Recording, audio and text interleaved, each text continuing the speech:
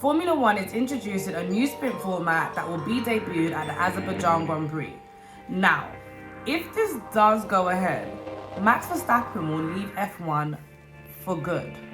Okay, that's not entirely true, but Max did threaten to make an exit if there are any more changes because in his words, it's not fun anymore and it's changing the DNA of the sport. So what is this new format and why has Max Verstappen spoken out against it?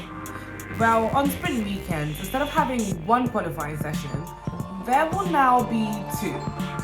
Yeah, it's a little bit weird, but drivers such as Lewis Hamilton and George Russell have come out and said Formula One needs to be open to change. So I guess we can give it a chance. The F1 Sprint is essentially a standalone event in the F1 Grand Prix weekend, which means that anything that happens in that sprint will not affect anything that happens in the race on Sunday.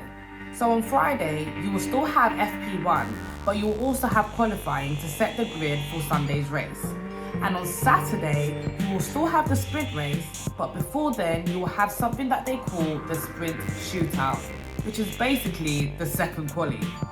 The Sprint Shootout will be a shorter session than what you'd expect from a normal qualifying session. On top of that, it will replace FP2 that normally happens on a Saturday morning. And to add a little bit more incentive, anything that happens in the sprint going forward will no longer affect your grid position on race day. So any incidents, you will not be penalised for the race day. So all in all, this should give drivers more incentive to go full throttle for the whole half an hour on a sprint day, right? Not entirely. This just gives more opportunities for cars to crash and less time for mechanics to work on their cars. So it's not as practical as people thought it would be, but entertainment-wise, I'm all here for it. So apparently, only 8 out of 10 team principals needed to agree to this new format in order for it to be implemented. And now that it's here, I guess there's no turning back.